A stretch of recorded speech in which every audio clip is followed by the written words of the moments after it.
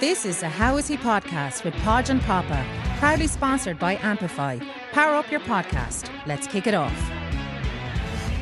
Welcome back to the How Is He podcast, joined as always by my co-host Paul Popa, right here in the fantastic facility that is Amplify Studios right in the heart of Carrow Town.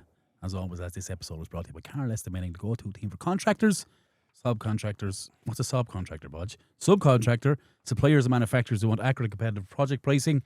Visit carlestimating.ie or find them on your favourite social platforms. Today's guest is someone who truly understands what it means to perform when it matters the most. Kieran Lillis is a peak performance mindset and leadership coach who works with business owners, teams and ambitious individuals ready to raise their standards and operate at a higher level.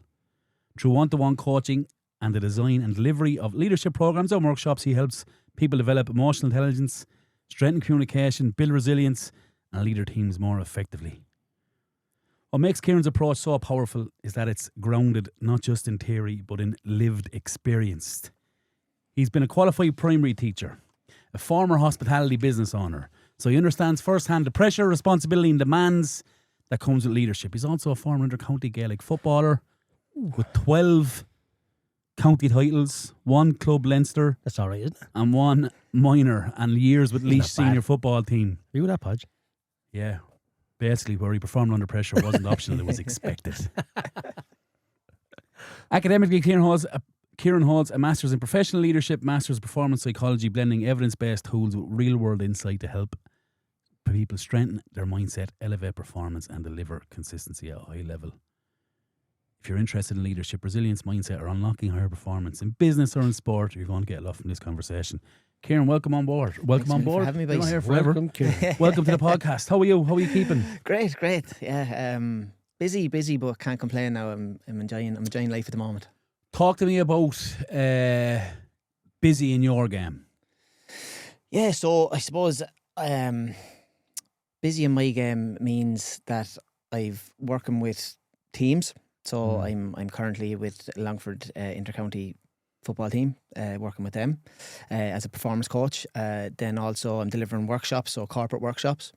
So I have plenty of those, full days and half days dealing with high-end executives, working on soft skills of performance and leadership. Busy personally then in terms of exercise and life in general. High rocks. He's a high rock superstar. Attempting. And yeah, then I've one-to-one coaching as well. So there's lots going on. A lot of plates spinning. How's that going? The one-to-one. Really good. Yeah, really good. It's kind of positioned for entrepreneurs, business owners who maybe feel overwhelmed, stuck, busy, but not getting anywhere. And I suppose the reason why it's positioned in that way is because that's what I was. When I was working as a business owner in hospitality, and yeah, it's just maybe supporting them, being there to hold them accountable, and also realise the power that we have within ourselves and empower us to make decisions. That's kind of really the one-to-one. A lot of sports is coming through as well.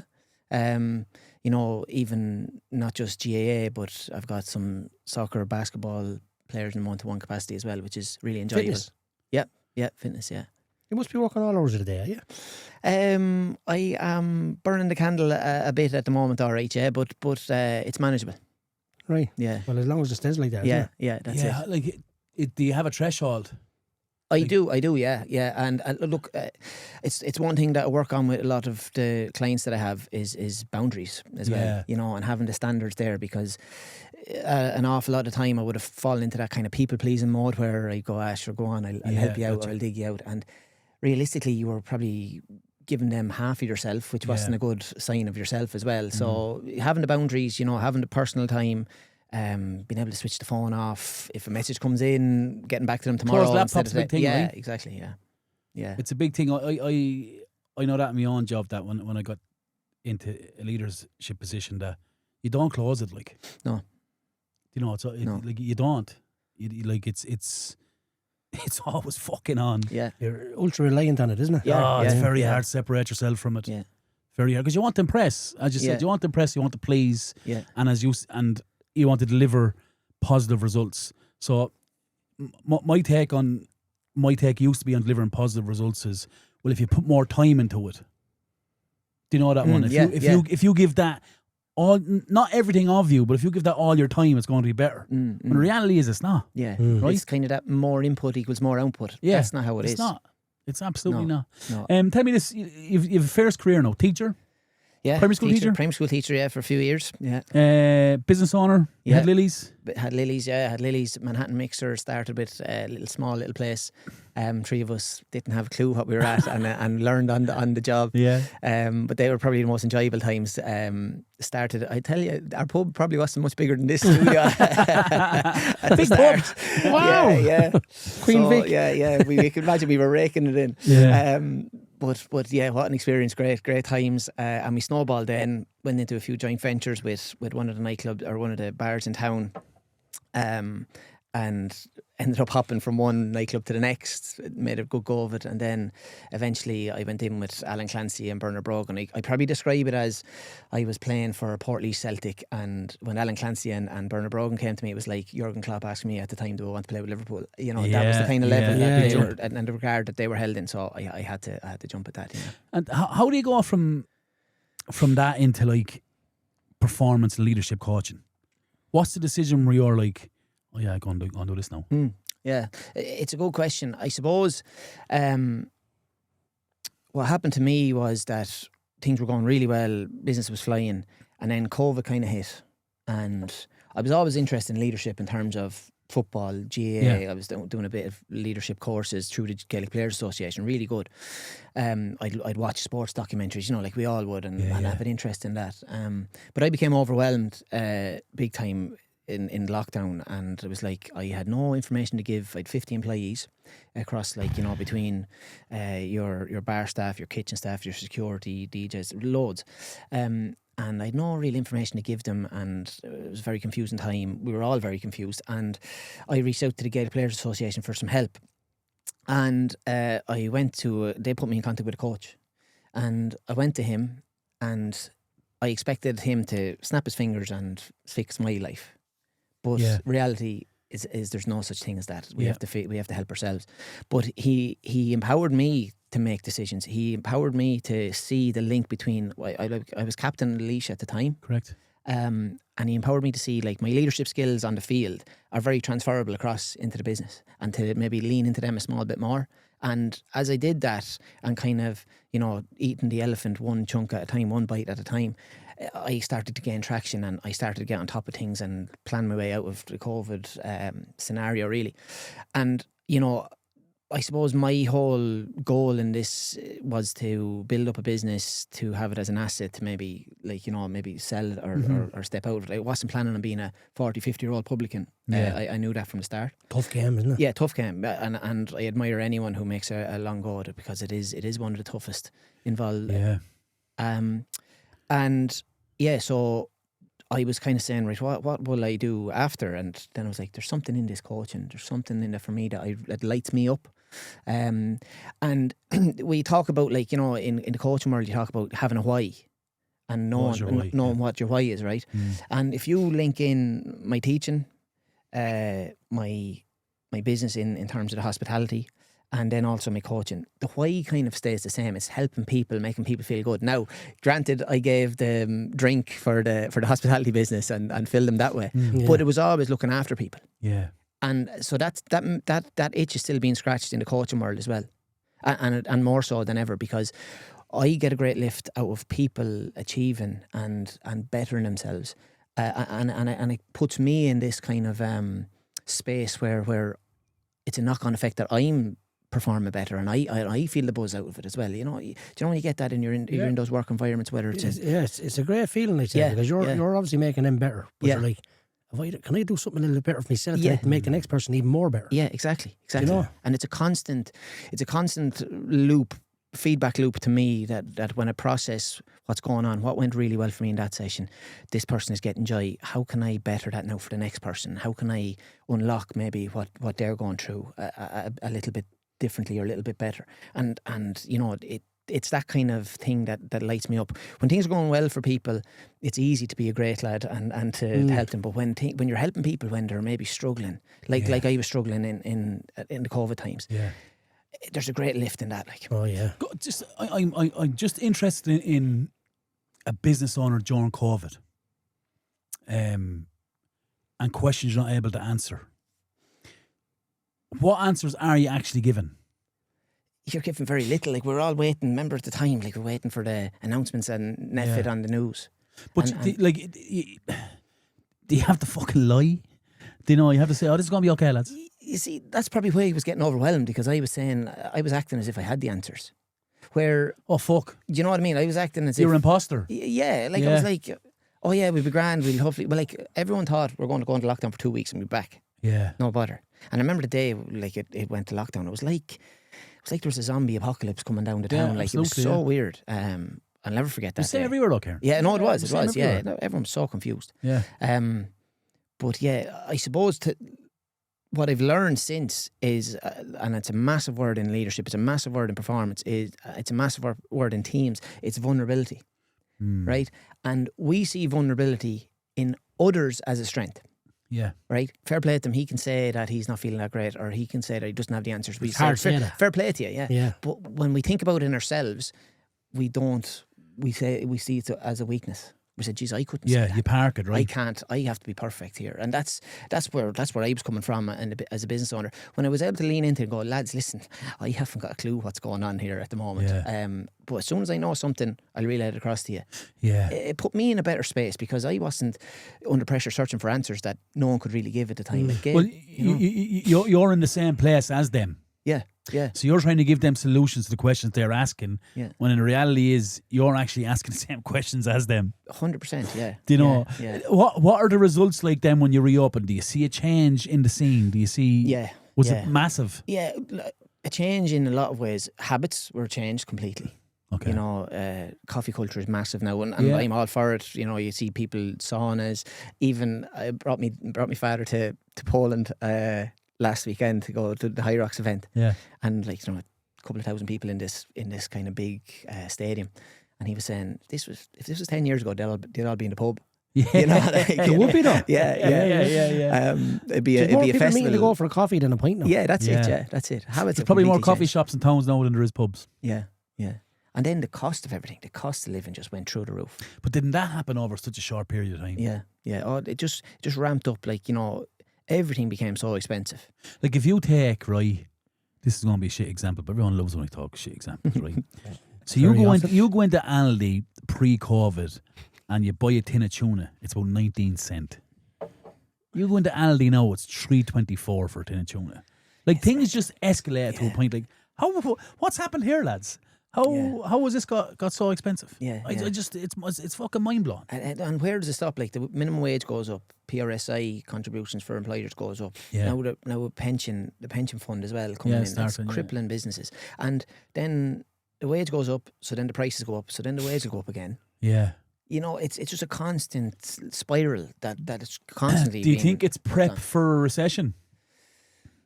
I don't know. Like, you know, you hear people talking like they can't go on like this forever. But then there's like, I think there's more new cars being bought at the moment than ever. They're going really well. As I was saying to you before here, like housing sales are still consistent and going well. Yeah. Banks are obviously giving mortgages. They are, giving loans. And it's a hard one. It's a hard one to call, to be honest. Well, it's not. We're not going to solve it tonight anyway. We've gone way off topic. Yeah. Tell me this. You talk about raising standards, right? What does that look like when you're talking about results? So when your remit is raising standards, I know that's not the foundation of your thing, but when you're talking about raising standards, what does that look like for you? Well, that's that question that you just asked there. That's a question that I would ask the client. Like, as in, like, they need to identify their standards. And the whole thing about coaching is, right, and people sometimes come to you and expect you to give them the answers, right? But coaching is not actually that. Coaching is non-directive. So I don't tell anyone what to do. Okay. The whole thing with coaching is that it operates off the pretense that we have the answers inside ourselves. Yeah. But we don't listen to ourselves. Yeah. Or we don't get a bird's eye view of our situation. You know, the analogy is used sometimes is you can't read the label from inside the jar. Okay? And coaching kind of takes us out. If you're not raising awareness in the client's world, you're not coaching. Okay? And so every coaching call starts with a goal. And you need to get into their world and say, okay, if this is to work, if this is at the end of this call, or maybe in 6 weeks' time, what is success like for you? Because we have to go after that. Is that a form of? I'll go back 20 years, Kieran. Right? Is that a form of goal setting in a different model? Yes. So there's a model there. So every coaching call has to have a goal. Yeah. What's the goal? Like when we come off this call, like what do you want to come away with? And then you delve into it a small bit further. You go an inch wide and a mile deep. You go, okay, if we hit this goal, what does that mean for you? Yeah. Like what are you doing differently? Do you when you are hitting goals and looking to hit goals, does patience come into it? Yeah. Yeah, big time. You're operating as a coach. You're operating in the client's world. Okay. Gotcha. So I use at the start of every coaching conversation that I have, I say to them, it's non-directive. Okay, it's confidential, and you're in the driver's seat here. You're deciding where we go. You're deciding what to take on here now. I'm just in the passenger seat. I'm pointing out a few stop signs, few ramps as we go along. Yeah. But you're driving the car, and we'll go where you want to go. Yeah, that's great way of putting it, isn't it? It is, but not without the tools, right? Yeah. So, because I love coaching, but in the last while, I love the psychology behind coaching. Like, what is your why? Yeah. Like that's actually I probably only spoke about that maybe a couple of years ago. Yeah. But like, if you actually think about it, in my coaching career, not that was fucking career, Jesus Christ, but I was asking them questions, but I didn't have the tool to ask the questions. That makes sense? Yeah. So how do you embed tools when you're working with people? Tools as in like the models that we can use. Absolutely. Like, yeah. Well, it's just, I suppose it's through that education piece as well. Like, you know, so I was working today with a group in Maynooth University. So doctors and managers doctors and managers in Maynooth who want to adopt the coaching in their line of work. Okay, so the toolkit there simple is like just a simple thing. It's a grow model. So it's how we operate a coaching conversation. So what's the goal? What's the reality? What's happening for you now? What are the options? And then what will you do? What's the way forward? Yeah. Okay. So that's just a simple tool there. And it's always kind of into the client's world a small bit as well. We've all got like we've access to social media. There's absolute information overload in terms of tools, and we have an idea. Geez, maybe I should be journaling. Maybe I should be visualizing. Yeah. Maybe I should be. It's about finding something that lands with you. Yeah. And adapting it to suit you. Yeah. And giving it time. Like the last thing to grow on the fruit tree is the fruit. So you have to have a bit of patience. It's full of little ones, and you start writing there. No? But it's just an apple can't hang from fresh air, can it? Well, that's it exactly. But like, you know, we have to have patience with whatever we're going to implement. It's not a tool that's going to have a magic wand. I say that in all my You're workshops. fixed now. There's nothing like that. It's not that at all. Is it a different world now in your line of work, as you just mentioned, because it's universal now? Like, I done my very first coaching course, and there was a lad on it selling notes, right? Because there was no printouts written like that. Yeah. It was FEI. There was a lad on it selling notes. Yeah. So he'd write the notes, go home that night, photocopy, and come back. I want notes, a couple of quid. To now, where you can go onto YouTube, TikTok, Google, ChatGPT, and you don't have to be a coach anymore. No. Like, how does that world affect your line of work? Yeah, well, look, people kind of can look for that quick fix, and they can go online, and there's information overload, as we were saying there. Oh, it's huge. But I think soft skills are always going to need to be assessed by a person or helped by a person. Yeah. That personal touch. Like, we can educate ourselves, we can read books, like they're all there for everyone. But there's something different in a one-to-one conversation with a person who can take us out of our situation, who can listen to us, actively listen and deeply listen to us, okay? Because there's a difference, you know. Massive. Some difference in listening and hearing. Oh, yeah, without a doubt. Like, you know, to just listening exactly what's being said and what's not being said as well. So the body language is massive. To say to yourself, geez, I noticed that, listen, your shoulders are going down when you're talking about this, and then you're perked up when you're talking about this. Yeah. What's the story? What's going on there for you? And throwing it all back to them. Like, the questioning is so important in terms of coaching that I don't think AI will get. It hasn't got the emotion. Yeah, no, it hasn't. It'll tell you what the highest mountain in the world is, and to the exact point. There's no real and life many people experience. climbed it, but there's no emotion in it. Yeah, so, no, like, it's not. just on AI, my wife's in love with it, right? Yeah. She has a name for your man and everything. Yeah. Actually, I'm worried. But she could go on to the AI guy, and she could type in, "Tell me about myself," and press enter, and it'll give her everything except emotion. So it'll give you all the technical details, all the little bits. Yeah. You know, when your birthday is, all that crack. Yeah. But zero emotion. Yeah. And that's the one thing I always say, because AI is going to my world. It can't tell you how you feel. No. So I don't know where it's going to sit in the customer service world. Yeah. It's frightening though how quickly he gets information on you though. You can put in nuts. anything. Yeah. No, it is. Wow. It is, yeah. It's Like nuts. that, like. Yeah. Yeah, it's a subscription-based world as well. And is it an affair she's having, your wife, with the Yeah, she is, yeah. Yeah, I'm in the single bed. It's not going fucking great. Come here, you mentioned soft skills. Yeah. Talk to me about soft skills. Soft skills is that emotional intelligence. It's the ability to see how we are personally in social situations, or social awareness, being able to notice. If we're noticing that, geez, I'm off here, that's showing that we're emotionally available, that we're emotionally intelligent. Because we are seeing, all right, okay, I'm not 100% here. There's something wrong. I need help. Whereas a lot of us are on autopilot the whole time, and we don't lift our head at all. I do corporate work, and I always say to them as well, is that I love the links between sport and business and career, right? But Plenty of them. There's loads of them. But the one thing that sport has on career is that in sport we spend 90% of the time, even more, training, talking tactics, seeing where we are, talking about opposition, how we're going to play, all this kind of stuff. Whereas, and 10% then is performing. The game, Yeah, the game. Whereas in our careers in business, we're 95%, 99% of the time nearly, just head down, performing. And we never take a step back to go, okay, what's going on here? How are we? Where are we in relation to our vision, or like, you know, how am I feeling at work, or how's my team performing, anything like that. Yeah. And that's where the soft skills come in, where I facilitate open conversations around culture, and culture is a word that's thrown around the place, but culture is basically how things are done around here. Yeah. What happens? What happens when This is the way it works around here. Yeah. This is our culture. These are our behaviours. And what do we value? Values can be written on a wall, but are we living them? And bringing it back to the soft skills of connection. The best teams, whether they are sport or business, have three things in common, right? Number one is connection. Okay, they have to be able to understand each other, not just that your name's Kieran and you're from Portlaoise and that's all I know about you. I couldn't tell you anything else about you. The deeper the connection, the more you give, the more trust you'll have, the more psychological safety you'll have in an environment, and the more you'll relate to someone as well, and be able to have their back. Then the other thing is adaptability. So we can adapt to change quickly.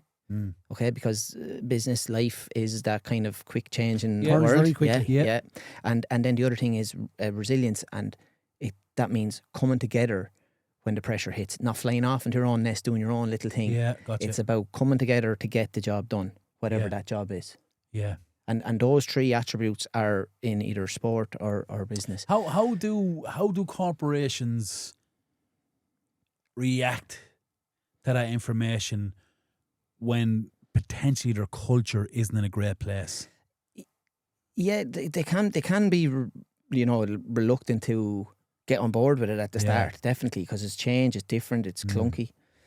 But through facilitation, through that kind of, what I was saying is that active listening, deep listening, saying, lads, do you realise you're saying this, but then you're saying that the problem is why? And they're not matching up, so the words is not matching what the actions. Yeah.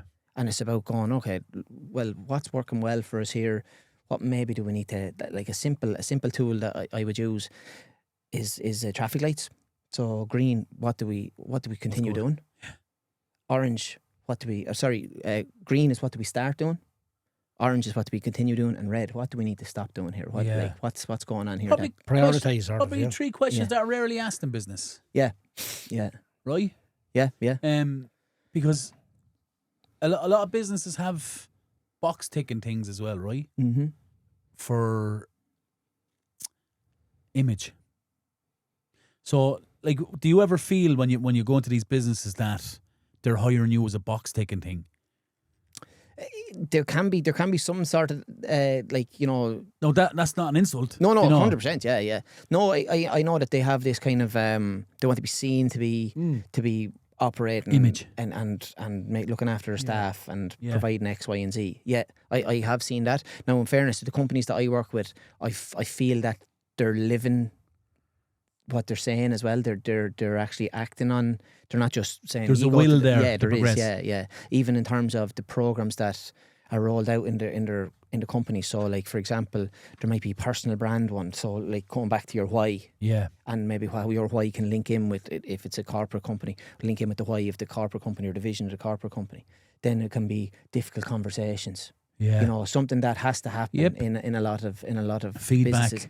Yeah, feedback. You're not getting the raise. People management programs, massive. You know, difficult conversations are one that I love doing as well, because everyone's like, some people can't accept that. They can't. No, they can't. Some isn't the word. No, there's a lot. There is a few Most people of who are them. Podge. Yeah, most of them are and are like that. But some people can take this is what he's telling me. Yeah. He's not making it up. Yeah, I've obviously done that wrong. Yeah. yeah. Now I have to work on that little thing. Yeah. I have strength somewhere else. Yeah. But that's my weakness. Can I work on my weakness? There's a couple of things in it, right? There's the person that will sit in front of you when they're getting negative feedback and you're having that difficult conversation. Yeah. That will agree with everything you're saying. Yeah. And the first thing they'll do is apologise, right? They'll leave the call. They'll go to their desk buddy or their work friend and say, "That fucking fat prick had me." Do you know? And then all of a sudden, from you trying to develop, give feedback and progress someone, there's a toxic atmosphere out there. Yeah. You have the person who will sit in front of you, and it's like a tennis match. You're going back and forth, and you're like, "Whoa, let's step back here." Yeah. Like we're just trying to develop here. Yeah. And then you have the person that won't say a thing. Yeah. And just go on and don't do the job and go home and they're out with 65. Yeah. And it's hard to empower those and get them to row in. It's hard to get a lot of buy-in from a lot of those, but there are kind of tools as well, like in terms of feedback. Yeah. There's a thing called like an SBI model that we kind of go into, and that's the situation, behaviour, and the impact. Yeah. So basically, when I'm giving you feedback, I'm saying I notice. So it's not like Sheila's saying that you're doing this. It's not starting this conversation. It's like, I notice that every time I ask you to do X, you're doing Y or whatever it is. That's the behaviour part of it. Then the impact is, and as a result, I think that our productivity is low, and the rest of the team are seeing that you're not carrying out the orders properly. So there's something going on, and it's about how you converse with that person to try and make them disarm them as much as possible while also getting the message across. Yeah. Difficult conversations are there to be had in every walk of life, and they're difficult in name because they're difficult in nature. That's what they are like. It's easier for you to say it than them to hear it. Yeah, no, it is. Yeah. It is. Yeah. But a lot of people skirt over those difficult conversations, and a lot of people. Oh, the leader's worse. Yeah, they won't. 100% the leader's worse. I've heard it. I've heard it in the professional life, in the office atmosphere, where someone has done a boo-boo and their manager sitting in front of them. Well, how are you? Look, this came into my desk here. Let's not worry about it. Just don't do it again, won't you? Know? See you after. Yeah. Like, that's not a difficult conversation. No. That's what. Yeah. That's what That's that happens, right? That's it. Yeah, that's it. Yeah. And like, you can choose to have a difficult conversation now, right? Feel as awkward as anything having this difficult conversation, because it mightn't be in your nature to raise that assertion.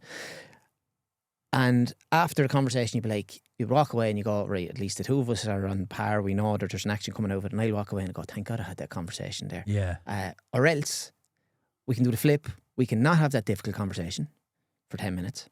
And for the rest of the time, however long you're dealing with that person, you will be going, why didn't, like, I can't believe I'm after letting them away with that, or like I had that opportunity. So you're in pain nearly the whole time after that. Yeah. Emotional pain, right? Yeah. And you need to choose your hard. What's harder, the 10 minutes that you dial up the bit of assertion to get across your message, or the however long you will feel pain after? That's a fucking great line. You need to choose your hard. That's a great line. Or is it? I don't know. I think it is. No, anyway, tell me this. Talk to me about the difference between confidence and self-belief. There's, I think, sometimes the dovetail, right? Yeah. What's the big standout differences between them? Yeah, well, like a lot of people, especially in a sporting world, that I would deal with, it's always, okay, what at the end of this conversation, now what do you want to achieve? And I'd love to be more confident in this, that, or the other. Like. Yeah. Confidence is evidence-based. Wow. Right? So confident, you don't get confidence and then do something. You didn't become confident and then start the podcast. Yeah. That's true. You became confident during the actual process. Well, I'm delighted that you listen, that you observe that. But it's coming from doing, all right? Yeah. And I Mark Jackson, the Wicklow goalie, he's a good friend, and he was over in the NFL the time when they were doing the combine or the trials, and he was working with a sports psych, and I love the term. He talked about the evidence wall, right? Go on. And it's in relation to confidence. And you've imagined that every behaviour that makes you the person that you are, the person that can carry out whatever job that you're doing, is like a brick in the wall. Okay? So if you're a footballer, all the trainings you've been to, all the matches you've been to, all the times you've scored, all the times you've dispossessed, all the times you've gone in the recovery sessions, not gone out, whatever it is, all of those are bricks in the wall. Okay, since you were 4 or 5 years of age, whatever it is. Yeah. How big is your wall? Oh. How big is your wall? Because sometimes we can look with the negative lens all the time and say, geez, I'm not as good as that lad, and they're flying it, and I'm not, and I'm only come back from injury or whatever. But your wall is there, and it's not going to be broken.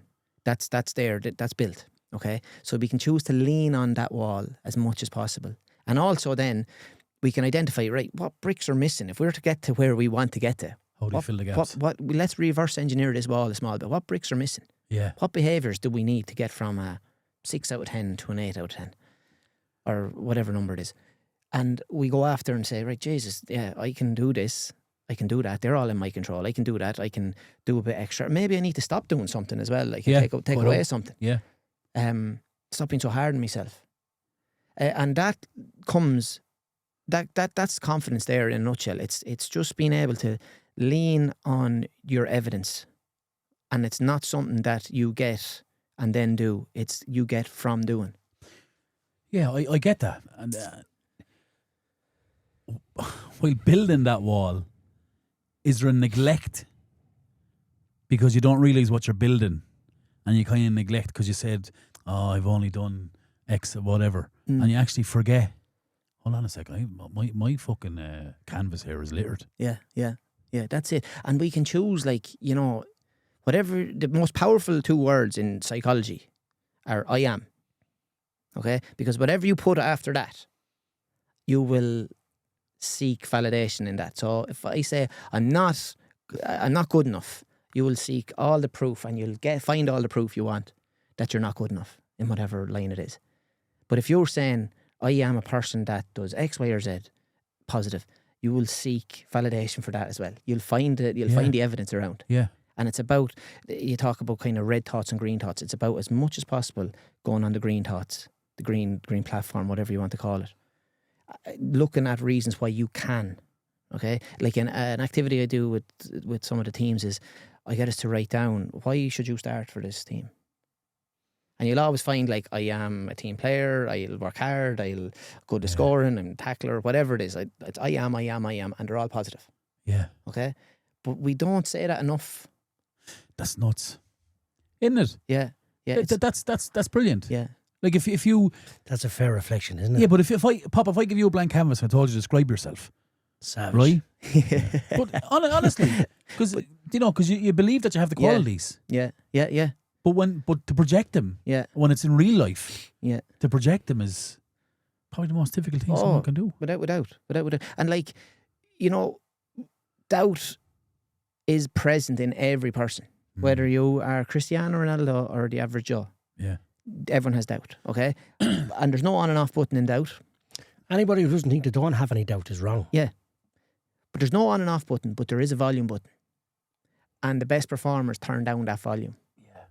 They turn down that volume by looking at that evidence wall and saying, Cristiano Ronaldo, he would have a doubt for a millisecond. Yeah. And then he'd be back on it. Yeah. He'd know, his self-talk is unbelievable. The story inside in his head, just his belief. Yeah. Unreal, A doubt turns into there's no doubt. Yeah, exactly. And that comes simple, like from a cross of a ball where he goes, how would I miss that? Yeah. All right, next one comes in, I won't miss the next one. Yeah, There's no doubt I'm going to be class. No doubt I'm burying the next one. Yeah. Don't give me that chance again. Yeah. Do 100%. you find in, say, inter-county dressing room, right? Do you find that people project a positive and confident image, and you just know inside they're balling? It's a tough one. It is a tough one. Yeah, like you do have to. Your actions have to match the words. Yeah. And you can get on board. You know the way in some dressing rooms there's people who can talk, and you're like, I'm with this person here. Yeah. And then there's others that talk, and you might be a little bit. Idiot. You might be kind of a little. They're bit the people who talk all the time. Yeah, that's it. Aren't they though? Yeah. Where if you could have someone like, Yeah. say, Bruno, if he spoke once in the dressing room, shh. Yeah. Yeah. Like, remember, who was it? The hurler here a few weeks ago? Thank you for it. Taki Fogarty. Yeah. He said the one or two times Thomas Walsh spoke. Yeah. Oh, sit up here now. Exactly. Yeah. Brian Cody didn't have to speak. Yeah. He knows, he speaks, you listen. Yeah. But there could be a lad in the dressing room that's 9 or 10. I fucking always talking shit. Yeah. You know? And you know those people as well. They're leaders. They have leadership positions. And as a leader, you're either going to light up the room on the way in, or you light up the room on the way out. Yeah. And it's about your actions being trustworthy, being that like, having that kind of integrity and being able to carry out what you say you're going to do. And that's how you build trust, Who's the best leader you've seen? Jeez. Best leader I've seen. Don't say Mark Timmins' head is Timo was always a silent leader. I like, his actions were just, he always super proud. Give you everything. Yeah. Didn't speak a whole pile, but when he did speak, it like that, what you were saying, 100% that kind of Tommy Walsh, like silence, and everyone would get on board. A person who was really good to me in terms of nurturing me and make me feel welcome and help me along big time, and always digging me out when I was under pressure in a game as well, which I really appreciate. It's Colin Begley. Oh yeah, great footballer. Yeah, great footballer, great person. Bit of crack as well, which I always get on board with as well. But yeah, he always stands out in terms of one of the better lads that I've played with, in terms of mightn't get the amazing plaudits that some of the other lads would, but in terms of giving everything he had, it was second to none, really. He's a grafter, right? Yeah. He was a pure grafter. Really was. He looked after himself really well, and brought energy to the group as well. Bit of time in Oz as well, right? Yeah. He'd Brisbane and St Kilda. Yeah. Two kind of clubs there. Yeah. Do you know when you look up to someone like that, right? Do you find yourself copying them and their habits? Yeah, definitely. Is that a good or bad thing? Well, I suppose it's about seeing what they bring, and then maybe making something your own as well. Getting kind of, how would I say it there? You can see what people have, and you're like, what do I have? What do they have? Where's the gap? And what am I happy to go after in that gap? What splits the difference here? Yeah. And where can I make it better as well? Absolutely. Absolutely. It's an interesting one, because like we just mentioned it, like empty vessels make the most noise. You have guys who will talk a lot and they're fake leaders. But you could get someone who's, I won't say a weak mindset, but someone who's very green and they're following that leader, and it's the wrong decision. And they start copying them and their habits, and all of a sudden they're not there anymore. Yeah, and like, see, what habits are you copying? Like, are you copying the habit where this person who's in a leadership position has done everything by the letter of the law, done more, performed really well, and then he talks in the dressing room and people get on board with him? Yeah. Like, if you're only picking on the bit that he talks in the dressing room, and you haven't gone the miles in his shoes, and you haven't put in the yards, you're not going to land with lads. Like, if your man gets up and gives a rip-roaring speech, he's number 26, you're like, sit down, bud, will you? Yeah. Have a day off there. Yeah, no, it's very interesting. Like, sometimes the best speech though is not a long one. No. It's just small little bullet points. If we do 100%. this, we do this, we'll do this. We will get this done. Yeah. That's it. Yeah. So you got to believe in it. Yeah. The dynamic of dressing rooms is a special thing, though.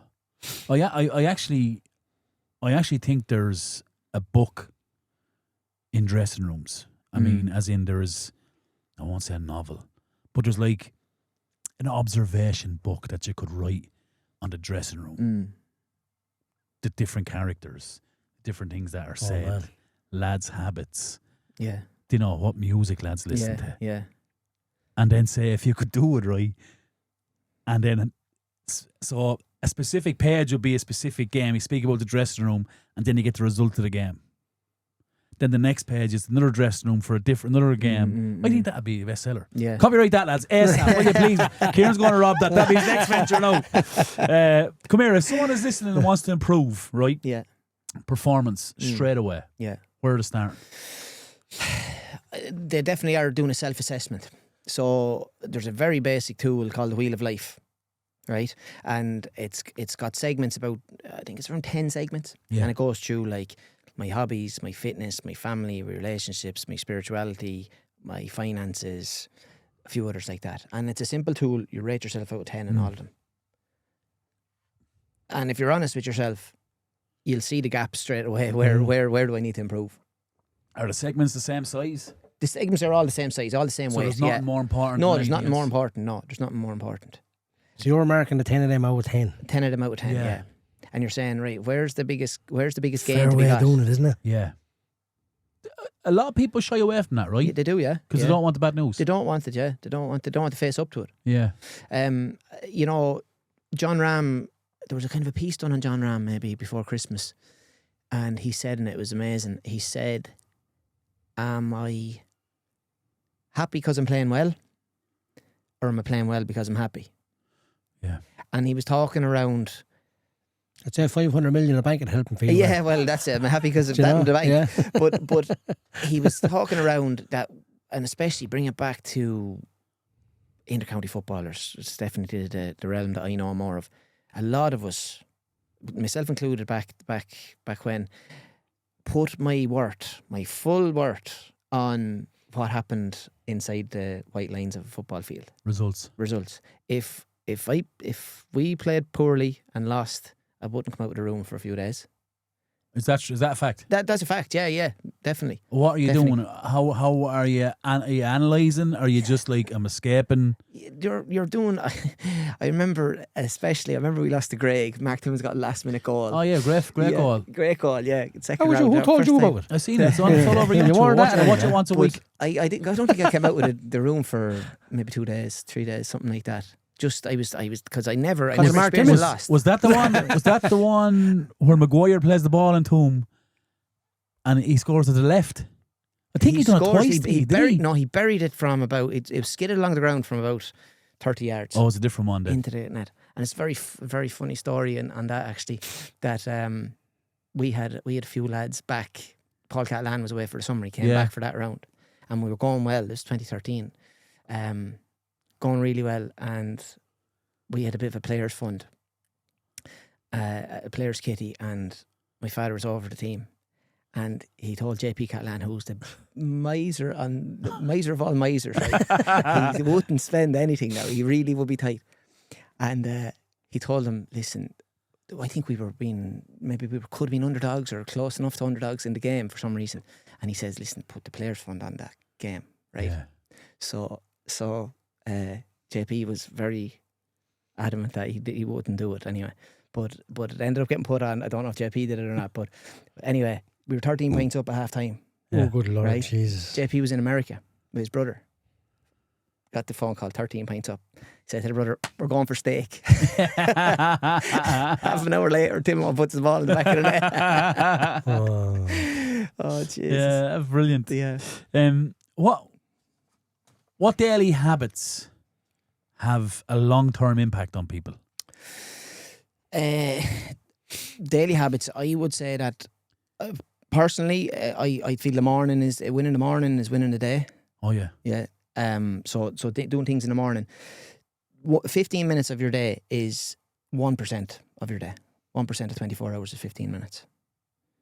Right? And if you can dedicate 1% of your day to doing something that will have a ripple effect or a domino effect to go to the next good behaviour, the next good behaviour, the next good behaviour, the next good behaviour, well, you're starting on a serious footing straight away. 1% of your day is 15 minutes. Yeah. That's huge, isn't it? That changes my outlook on habits straight away. Yeah. Because 15 minutes is nothing. No, zero. Like, it's it like, and then for that, you know, whether it's maybe that 15 minute of a walk, an exercise, a 15 minute of gratitude practice that takes no time. 15 minutes of just regulating your nervous system, whether it's a few breaths, whether it's saying your morning routine or your affirmations, and then going and acting on them. It's all about like it's not about saying them in the mirror. It's about saying them in the mirror and stepping into that person. 15 minutes of a good behaviour to start your day or to impact your day is massive. What would your morning look like? Yeah, so Are you early riser? I am 3:30. I suppose it varies a small bit between. I was up today at 6 a.m. because I was in Maynooth delivering workshops. Tomorrow it'll be the same. Actually, I have a coaching call with a person from Australia at 6:15 in the morning. Lovely. So yeah, that's tomorrow morning. But yeah, I suppose I get up at that like 6 to 8 mark, like around. And it always give myself. I do a little. I have a journal prompt that I use. So basically, all it is how I'm feeling, and be honest as much as possible with that. Like, so if I'm nervous or if I'm worried or if I'm feeling confident, calm, whatever it is, trying to identify how I'm feeling. Did that reflect something you're doing that day? Yeah, it probably would. Yeah, it's probably stemming from either something that maybe happened the day before or what's going ahead. into something tomorrow. Yeah.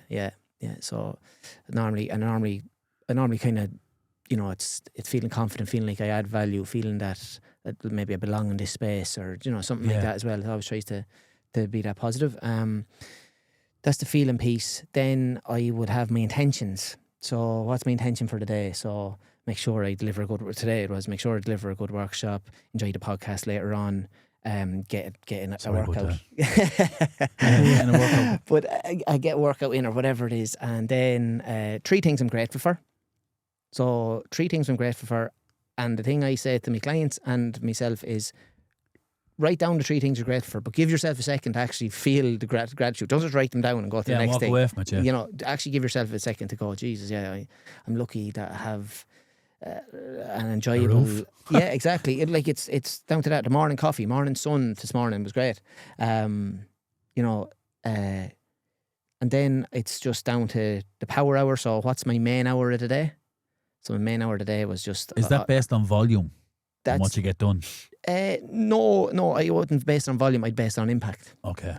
Yeah. Wow. So it's kind of that thing of like the less is more approach. Like, you know, what are the main things that I can do today that will give me the results that I need to get forward? If you ever heard of the Pareto principle, it's kind of the 80-20 rule. No, hit me with it. So like in our tasks, it says that 20% of the tasks that we do in our day will give us 80% of the results. So what are those 20% of our tasks? If you think about it, it's kind of a universal rule, right? Yeah. 20% of the people in your phone book will probably give you 80% of your headaches. 20% of the... I love that one. Like 20% of the clothes in your wardrobe you'll wear 80% of the time. Fuck me. You know, it's kind of this universal rule. Is that down to eating as well? Yeah, well... Is it though? 20% of the food I eat, 80% of the time? Yeah, well, it would be, I'd say, yeah. That's I've never heard of that. Yeah, but that's brilliant. Just listen to your morning routine, right? What's going through my mind is fuck off, Kieran. Yeah, right. And then I'm thinking, to do what you do, you have to put every bit of yourself out there. Yeah, that must be draining. Yeah, it can be. Yeah, it can be, and like. Your nervous system can be shot at different things. Like today I did my morning routine, which takes me around 15 to 20 minutes to get that whole thing done, wrapped up. Did the workshop today, came back, was prepping another workshop that I'm in Johnstown Estate tomorrow with. And I was just feeling, geez, I was absolutely kind of shot, to be honest, today around 3 o'clock. You can't show that though. Yeah, no, I can't, no. But I was like, my head was gone hazy. I was like, I'm not productive here in this prep at all. And what I did was, and I work with clients on it, a thing called a boost box. It's a virtual box, but basically we are learning here tonight. It's brilliant. It's a thing that you have on your phone that's easy access that will guarantee cheer you up. So whether it's or give you energy, whether it's maybe a playlist, maybe it's go out and kick a few balls against the wall, whether it's whatever. Mine was a run today, so I just parked for 50 minutes and I parked all the work I was doing and I went on a run. I swear to God, after about 10 minutes in the run, I felt so much better. So I did. I came back, had a shower, got back to work, was able to do some deep work off the back of that. But it's that thing of kind of sharpening the saw. Yeah, you know, like just making sure that you're sharp, that you're right, and like that's what you're saying about like, you know, fuck off, Kieran, like, you know, can't be doing all this kind of stuff. But that's the stuff that gives me back the energy to be able to perform. Do you think that self-employment can only offer that? Say if you're tied to a desk, you can't like contact your manager. Hey, listen, I'm going to use a tool here. It's called the box, whatever. I'm going for only back of 15 minutes. Yeah. No, it is. Yeah. There is kind of restrictions in that regard for sure. Yeah. But I think down the line, like if you look at other European countries, what did I say about Sweden? It's the most advanced for employee workplaces and things like that. Like you can work a 4-day week. It's an option over there. You don't lose any money. Yeah. Like it eventually will drip into us, right? In the corporate world here, where you're going to have the option to do a 4-day week. You're going to have a safe space where you can get your rhythm back or whatever it may be. You know, how far down the line do you think it will be before we start seeing that in our corporate world here? I think some corporates are definitely employing that at times. Not the. Like I went for a 50-minute run in the end there today. Like you won't be able to get that, but even 15-minute boosts for sure. Like you see some corporates that have the kind of sleeping pods that they have. Quiet spaces, everything like that. Like where the people can just get a bit of fresh air. Well, sorry, they can go out and get a bit of fresh air, or else they could go into those and just chill out for. They're kind of more popular, aren't they? They are, they are big time. Yeah. Big time. Yeah, because that wellness they're giving you is, choices. You can go, today I might feel like asleep, or I might go for. There's a pool table under. That's good. Exactly. Pool, badminton for half an hour or something like that. Yeah. Or some kind of social activity. Exactly. Or in summer to just go, fuck off and leave me alone. I want to sleep here for half an hour. But you have the man, you have the boss who sees that and is like, he's taking the piss again, and doesn't understand. Well, that's a bad boss, isn't it, Podge? Traditionally, it's not. Because a boss 25 years ago is a lot different than a boss or leader now. Yeah. And a polished leader now understands these things. But the boss who's been in the job 30 years is about getting shit done, is about production, and doesn't actually understand that the best way to get things done is happy employees, grateful employees. Yeah. And that's a very hard thing to create. Yeah. There's a thing called it's the what's it called? It's basically like the food pyramid, and it's about it's called food dudes. It's the dysfunctional teams. Yeah. Okay, the pyramid of dysfunctional teams, and down at the bottom of teams, the foundation value of teams is trust. Okay, having trust. If you don't have a team that has trust, you're in a low performing team. If you have a team that has high trust, you're in a high performing team. Yeah. Okay, you're on a good start. The next thing after that is conflict. Okay, conflict is healthy. Everyone sees conflict as bad, but conflict is actually good. Once you're in a trusting team, well, then we can tackle the issues when they're arising. Yeah. And like that, when you're saying about this person saying you might be taking the mick a small bit here. This is for, I need to see your productivity go up when you're at your desk. Yeah. In relation to this, or is there something going on? Can I support you in another way? Making sure that psychological safety is always there. Whereas if you don't have a trusting team and then the conflict arises, well, then you just get absolute resentment. You get people switching off. You get presenteeism, which is worse than absenteeism. There's people there but checked out. Which is massive, right? Yeah. But that I understand that is massive. Yeah. And I think the big driver of that is a manager or leader forcing stats on a person. I think that puts them into presenteeism, where they're like, fuck off. I'm here, but there's a lot of people say I can't do what he does, But I have my own way of doing it. Yeah. And it might be just the result might be the same, but it's a different way of doing it. Yeah. But don't ask me to do it his way. I can't do it his way. Yeah. Or he's forcing that issue on you. Yeah. Or she, whoever it is. Yeah. A thing I use it in all the workshops I do or with individuals is it's a tool called Spotlight Profile. And it's basically, you might have seen it before, the colours or, people are different colours, the disc profile or there's insights, different names to it anyway. But basically, is we can categorise ourselves on this kind of diagram where it's either, are we an internal person? Do we like things a bit slower processing? Or are we fast? Are we high energy in work? Where are we, okay? And then we get people to kind of plot people out and say, is this person a high energy or low energy person more often than not? Okay. Yeah. And then when we find out, when we're grouping them there, we go, okay, does this person like task behaviours? Or do they like people behaviours? So are they people who love to-do lists, love kind of regime, love kind of just getting down to the nitty-gritty and getting them all in a row and knocking them out? Or do they like having a bit of a chat, a bit of a chin wag, a bit of a water cooler moment and then getting down to business? Yeah. Okay? Because the idea is if you can plot the people in your team on that graph, right? The job of communication, the biggest problem with communication is the illusion that it's taking place. So my thing is my style is I'm outgoing and I'm a people person, right? But I have to change. The person who's trying to communicate has to change to the level of the person that they want to communicate with. Gotcha. So if I'm trying to talk to a person who is all about tasks and all about slower kind of internal behaviours, I have to change my style big time because I'm kind of high energy and people.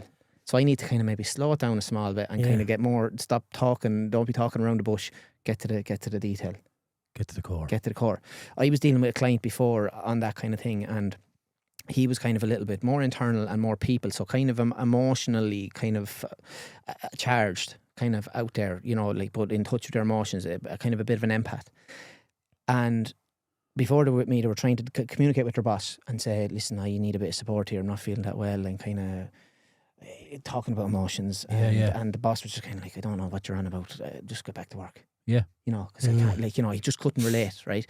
Through a bit of coaching, we said, right, where do you think this boss lands on this graph? Well, we said the boss is an outgoing person and it's all about tasks. He's kind of that military sergeant kind of boss. Yeah. Right. So same message, but we changed the delivery. So I was like, he went up to him and said, listen, boss, I'm not feeling that well, but what I need is this, and this. Boss goes, right, I can sort that. I can help you with that. And he got much more joy because he changed his style to meet the boss's level. Yeah. And it's about kind of identifying the people, like exactly what you're saying, is that the way I see something and the way you see something are completely different because we're coming from our own conditions, our own kind of perspectives. And we could be looking at that camera there or the plug socket and we could be seeing two different things. You're seeing one side of it, you're seeing the kind of lens coming out. I said I can't see the lens coming out there, but we're looking at the same thing. Yeah. And it's just kind of going, right, we need to be able to see things from other people's perspectives in order to meet them at their level, in order to get the performance out of them. Yeah, isn't the fine details in your delivery? And the fine details sometimes are the simple details.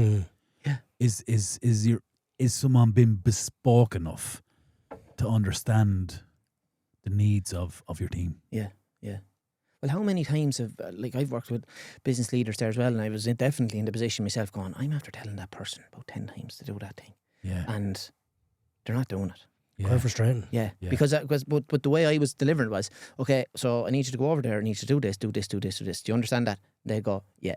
Yeah, but then they don't. Then they don't, because they're probably going, this is the boss, I need to say that I know. Yeah, 100%. And then, but just through simple changing of your questioning and that, you can get much more joy. So you can say, right, I can do the same thing. I can say, I need you to do this, that and the other. I need you to lift that, put that there, your blah, blah, blah. That's crucial, isn't it? Yeah, and then I can say, so tell me now what you have to do. Yeah. Because then that person will say, a couple of jobs say it back to you. Yeah. Say it back to you and you go, no, that's not exactly it. I need you to do it. Or else it's going, yeah, that's exactly what I need to do. Yeah. And then we're both clear on exactly what. Would you just something struck me there as a coach in the professional world and in the sporting world. Would you demonstrate in the professional world as a coach? Demonstrate. So say I want you to QA this list of mobile numbers. come here and I'll show you. Yeah. Boom, boom, boom. Yeah. There's a little demo. Can you do that? Mm.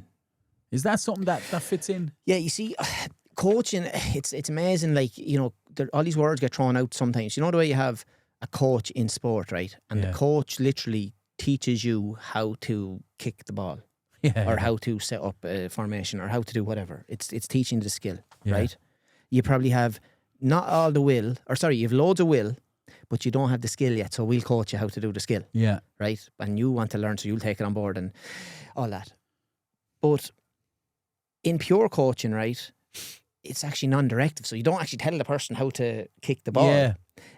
That's actually mentoring. Mentoring is coming from a place where you have the bit of expertise and someone's under your wing and you're going, right, I have a little bit more experience, so I'll help this person along and I'll show you how to do X, Y, and Z. So that's kind of mentor. Do you know about the mentors in...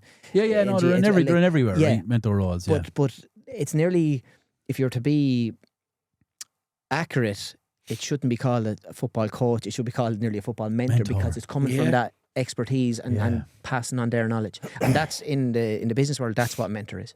Whereas the coach is kind of, the thing about a coach is I could coach a CEO in a field that I know nothing about. Because it's operating in the CEO's world. I'm not operating, whereas the mentor I couldn't, because you have to have that bit of hierarchy. Yeah. And you have to have insight into that CEO's role. Exactly, right? yeah, exactly. Yeah, do you know what it is, Kieran? I could talk to you all day about this. Yeah. I really could. It's epic, isn't it? Yeah. And the thing about it is that, like, people come with issues. And I've seen it time and time again. Like coaching can happen if we're doing really well as much as if we're not doing so well. Yeah, of course, okay? yeah. And probably should. Like, I think everyone could benefit from a coaching conversation just to see, geez, I'm actually performing well, but how have I done all this so far? Like, I'm actually not really aware. Yeah. And it's just about, and then if there are issues arising, right, you're not actually coaching the issue, you're trying to still coach the person. Yeah. Because if you don't coach the person, if you don't change the person who created that issue, well, then that issue might get knocked out because we'll talk about, okay, I have to do this, that and the other to get rid of that issue. But the next issue will come in, same kind of... Yeah, and you haven't dealt with the first one. Yeah, exactly, yeah. Do you know, because you're not, because you said you're not, when you say that to me, I'm saying you're not developing the person to avoid or rectify that issue. Yeah, you're not. Your focus is on the issue, not on how not to the creator. Exactly. Yeah. But no matter whether it's work or sport or anything like that, shouting at him is going to get you nowhere. No. And your tone of voice is absolutely crucial. Your delivery pop. Yeah. You got to say. There's a thing called communication circle, right? And out of, if you imagine the circle is a full 100%, right? You've got body language, you've got words, and you've got tone.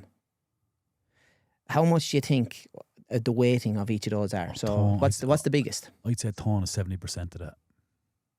Say that again to me. So you've got out of 100%. Yeah. Out of 100%, you have the breakdown is words, tone, body language. Which one is most important, do you think? Which one has the most weight?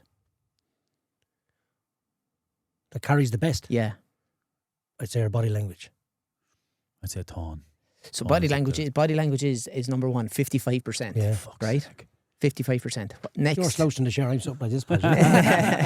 Next then. Must be tone. Yeah. Tone in your voice and everything, isn't Tone it? is 38%. Right. Which means that words is left with 7%. And if you think about it, like, we often go into interviews, we often go into meetings, and we go, just what am I going to say here? Yeah. And it's really only 7%. Yeah. It's like, how am I going to carry myself and what way am I going to say it? Yeah. But you learn that with life experience as well. Yeah, you do, yeah. Like if you went in for an interview at 21 years of age or 31 years of age, I bet you your body language is better at 31 than 21. Yeah. And your tone is better at 31 than 21. Well, 100%. And you're speaking less at 31 than 21. Yeah. 100%. Yeah, you feel when you're 21, you're feeling you have to fill the silence here now. I need to keep talking. And I'm going in for a manager Hervey gym. You're going in, muscles are this size, banana. Shaking a protein shake there. Yeah. And that's the imposter syndrome coming in. And I've had it. Yeah. I've had it. I've had that. I've had a brief spell of that imposter syndrome. Yeah. It's not nice. Yeah. Got a talk off a doctor who's studying her doctorate in vulnerability, and she was talking about imposter syndrome, and you hear it everywhere. But she was saying that it's actually a syndrome. I need to get this right now, but a syndrome is something that's not very common, basically. Yeah. Okay. it's something that means there's something kind of wrong with you, like a syndrome, right? Whereas it should be called imposter phenomenon because everyone experiences this imposter phenomenon. It's very common. It's not rare. Yeah, it's not rare. It's not rare. And she said she had a great tool, so simple and so like this is another one where you could tell me to F off as well. Yeah. But she's talking about writing yourself a permission slip before going into anything, right? Manny, would you write, But writing yourself a permission slip, and it's just like, I give myself permission to go for this interview. Make a mistake, it doesn't matter. I'm happy enough. I know that I've done the work. I know that I add value. I know whatever it is. Or if it's a football team, give yourself permission to be behind at half time. It doesn't matter. I'm not going to panic about this. And it's just consciously programming that if that happens, it's okay. It's okay. We'll go again. Like Tipperary in the All-Ireland final. Yeah. They discussed specifically about being behind at half time. They were behind at half time. No panics at all. Came out. The three attributes that I was saying: connection, adaptability, and coming together against Cork. Well, do you know what? It was the best 20 minutes of hurling I think I've ever seen in an All-Ireland final. Yeah, and I'd argue probably not just hurling, teamwork. Possibly, possibly. You know, just absolute bodies on the line and just it was grinding unbelievable. It out. Yeah. But now that you say about them three things, they're evident now. Like if I was to watch that now, I'd be like, oh yeah, they are. Yeah. And the opposite can be said about Cork. Yeah. Because they changed their shape. Changed their shape. The sweeper got taken off because he got injured. Yeah. And they adapted into Willie Connor's step back again. They closed the space in the lines, right? So they came together. Yeah. And then they were just a force. They ground it out, yeah. Fucking brilliant. Yeah. And you look at the opposite with Cork is like they started taking pot shots. They weren't adaptable. They kept hitting it down to the sweeper. Yeah. It was the same thing. The same thing, yeah. But I think there has to be something there, Kieran, where Cork were hotly tipped. Oh no, they were. Yeah, they were. Like that has to carry weight. If you're the players thinking that they're hot favourites. Yeah, absolutely. Even the manager, like, and the build up to that, I would have said this manager's a bit arrogant here. He mightn't have said anything arrogant or said anything that they were like, we're going to scotch them. But I just knew from body language, this lad here thinks he's done it. Yeah. And I think that creates a kind of a vulnerability and openness in an opponent. Yeah. That's negative, we all love an underdog story, don't we? Yeah, big time. Doesn't? Big time. And it was just one of those days, like, you know. Yeah. But like talking about that, like you talk about the halftime story with Tipperary, identifying that they could be down, but they obviously discussed that, right? And you know, you go into the visualization, the kind of neuroscience behind that the body doesn't know, the brain, doesn't know the difference between fact and fiction. So we can go in our teams, we can go, right, what could happen here? Like what are the pressure moments that we could face now in this All-Ireland final? And they obviously identified we could be down at half time, we could be the sweeper mightn't work or whatever they're talking about. Yeah. And they would have discussed then, what would we do if that's the case? What do we want to do? What do we want the best version of Tipperary to do? And they were in that case. Yeah, but they talked about it first. I guarantee they talked about it and they said, we're going to do this, that and the other. We'll agree that we'll take it easy for a second. We'll come in at half time, we'll get our water, whatever it is, and we'll talk again and we'll regroup and we'll focus on the deliverables that we're talking about. But they had spoken about that. So then that means that they had that picture in their head beforehand. So then when the brain doesn't know the difference between lived and what's in our head, the brain still activates the same areas. So we think about eating a burger, we're activating the same areas of the brain that we're eating, and when we're eating the burger. So then when this happens, the brain goes, we've been here already. We know what to do. Yeah, it's been done. Whether that, and then it's not rabbit in the headlight stuff. Do you know what it is, Kieran? The vibe I get, right? You fucking love that stuff. I do, yeah. Like, you have longevity in this game. I'd like to think so, yeah. Like, look, it's something that if it was a Netflix documentary, I'd watch it, like, you know, as if it's just well, you could be a Netflix documentary, but like it's just that kind of I thirst for, like, when I was in college, like, I was a disaster in lots of ways, like, you know, like, because I just couldn't relate to some of the content, even. Oh man, tell me, you know, like, I just couldn't relate to it. But in this line of work, I thirst for knowledge, for insights, for maybe different opinions. Yeah. I'm constantly looking to kind of deep dive research. Exactly. Yeah, like I'm going to Australia, as I was saying to you beforehand, in June, but that's going over to Zach, who would be a best friend of mine. That's going into Geelong environment to see them firsthand. Hopefully going to a few other AFL environments. Does that interest you? Yeah. That kind of performance area in Australia. Yeah, of course it does. Yeah, really. Like, you know, what are they doing different to us? Yeah.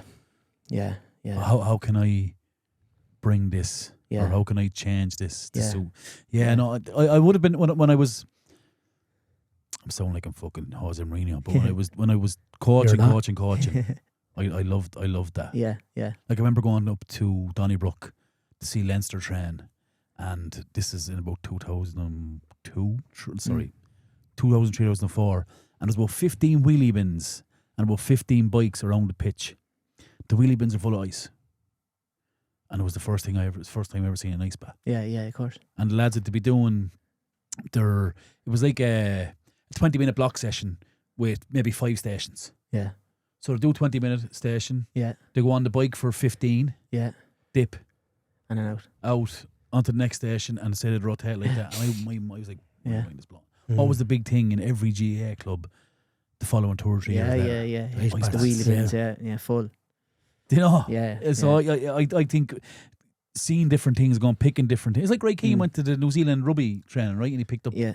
Do you know? Yeah. You can't ever have enough insight. No, you can't. I think that just shows that growth mindset, that you're willing to say, I don't have all the answers here for sure. Yeah, and I'm open to learning something new. And what I love about it is that I go, how can I maybe adapt that or bring that into my own workings that works for me? Yeah. Because that's the whole thing, as I bring it back to coaching, it's non-directive. So like I can introduce a tool to ye here, but ye can fiddle with that a small bit to make it work for you. Like, you know, like, and it has to work for you. It has to be something that you get on board with. And any of those tools that you work with, any of those changes that you go through in terms of making yourself better. As I said, the last thing to grow on the fruit tree is the fruit, but it's going to feel clunky. It's going to be like the first day you were driving a car and you sat into the car and you're like, I have to clutch it now, I have to put it into gear, I have to indicate, I have to look at all these mirrors, I have to let the clutch off slowly and not jitter it and all that kind of stuff. And then I'm like, how am I ever going to drive? And now all of a sudden you're driving to Dublin and you're like, did I change the gear? Did I indicate? Well, I hope I indicated. But you know, it's just into your subconscious then. But it has to come from, it's a skill, it's something that you practice, it's something that you dig in, it's something that the story in your head goes, this is good for me, this is who I want to be, this is important to me. And you know, just a simple scaling thing, like, you know, how important is it that you achieve this goal? Yeah. If it's 9 out of 10, well then show me it's a 9 out of 10. Yeah. You know? Yeah. And I think, do you know what it is? The other thing that strikes me as well is you can't have arrogance in your profession. Like to think that this is the only way to do things, lads. No, for sure. Do you know? Which is, I know it might sound like a small thing, but in reality, when you're self-employed and you're delivering things where people listen to you, it's very easy to arrogant. No, it is, yeah. And you can see it. You can see it online there. People have that kind of arrogance as well. That's what struck me with you. You know, the whole thing with coaching as well is that, like, we go into this kind of fixer mentality, right? So someone can tell us a story and we're like, okay, if I was in that person's position now, I'd solve this by doing this, that and the other, right? So I'll ask 2 or 3 questions now. It's like snooker. I'll ask 2 or 3 questions now to get them to the solution that I have for them. But that's not what it needs to be. It needs to be just staying present with the person and going, you said that, tell me more about that. Yeah. Okay. And what would you do now if there was no limitations to what you could do? What would you do? Or if your best friend came to you with this problem, what would you say to them?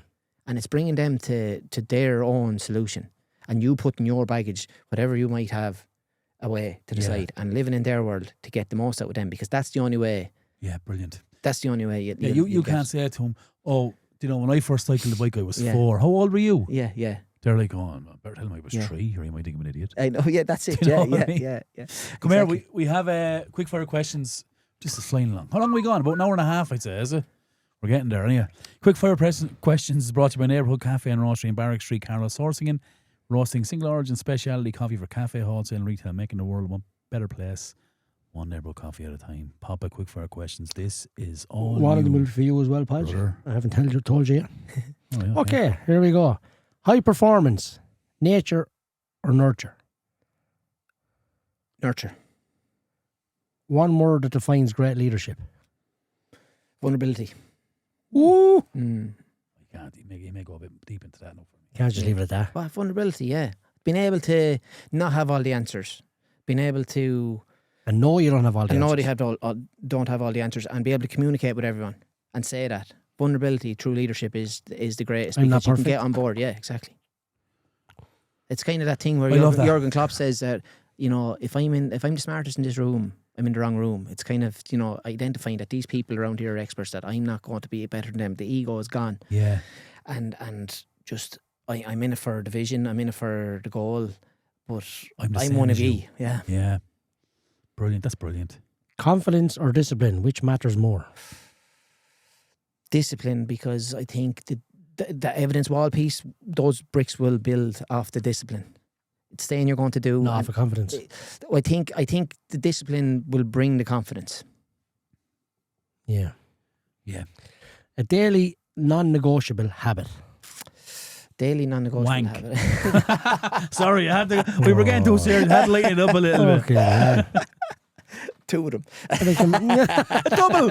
I'm 41 now, man. One with each hand. I'm 41. I need a 24-hour turnaround. A daily non-negotiable. I suppose daily non-negotiable for me is the gratitude journal. Yeah. That's your one. Yeah, that's my one. Yeah. Biggest mindset mistake leaders make. May fan. Yeah, thinking that it's their way. Thinking that they have to have all the answers. Yeah. You know, thinking that they're propping up the company. Accepting that it's okay not to have all the answers. Yeah. Pressure. Privilege or problem? Privilege. Book that influenced you the most? There's probably two. There's actually a few, but there's definitely two. 7 Habits of Highly Effective People That by sounds amazing. Stephen Covey. Brilliant book. So 7 habits are be proactive. Okay, so focusing on what you can focus on, what you can do, rather than worrying about the opinions of others, your past versions of yourself, the weather, or anything like that gets you down. It's focusing on your words, your thoughts, your actions, and then the circle of influence grows after that. If you can bring the focus onto you, if you're worrying about the outside, it's actually making your influence lower because you're just in a negative space. What's it called, Kieran? The 7 Habits of Highly Effective People. He loves a little note, don't you, Yeah. Podge? Read the book, buddy. Yeah. Read the book. You know. Yeah, Read the book as a comic book. yeah, well, nice one. Last Then it's line begin and with the end in mind. Okay, so it's like the blueprint for a house. You know, starting with going, what's the plan here? What do we want to have at the end of it, and how do we reconstruct it? Or how do we construct it? How do we reverse engineer it? Put first things first. So that's all about prioritization and trying to make it's a thing called the Eisenhower matrix. It's unreal. It's I don't think so. But it's basically trying to say we always operate in tasks. We operate on what's important and what's urgent, and that's the wrong way to do it, because that's burnout, that's stress, it should be done yesterday. Whereas we need to focus on the important and not urgent stuff. So you think about your health, think about fitness, something that I'm grand now, but you know, the day I have a heart attack, I should have done the fitness. Yeah. So focusing on that kind of long game stuff. Then it's synergize, sharpen the saw. There's a few others there now. Actually, Sounds brilliant. But yeah, no, it's a powerful book. Powerful book. I hope it's an audio version. There is, yeah. I've gone from there reading is. now. I'm on the audio. Are you bus. good at that? Are you good at that? Yeah, I audio. find that I can zone out with it, and I have to go, Audio. what's after being said there in the last half hour? I love a podcast, Yeah. and I put on Roddy Collins' book, audio book, Oh yeah, and I was hooked. he's very good. And no, I've listened to fairness. 4 or 5 of them since, and I just think they're brilliant. Just it's Jerry! Mm, Yeah. Roddy Collins' book is fantastic. yeah. Best piece of advice you've ever received? Best piece of advice. Next question's for you as well. Best Not piece of this one, advice the I next ever one. received, I suppose, is It's probably not to worry about the opinions of others, especially if they don't have your number. Like, you know, keyboard warriors, all that kind of stuff. Like, you know, you wouldn't worry about. And sometimes we think about when you put stuff out online, or you put yourself out, you think about judgment out of certain people, and then you're like, does that person even know me? Does that person, would he be at my funeral? How many videos that person commented on? Yeah, exactly. You know, it's a pastime of theirs. It is. It is. And it's kind of just a job. Being aware of that. Yeah. Well, I think it's a job. It's not a job. Yeah.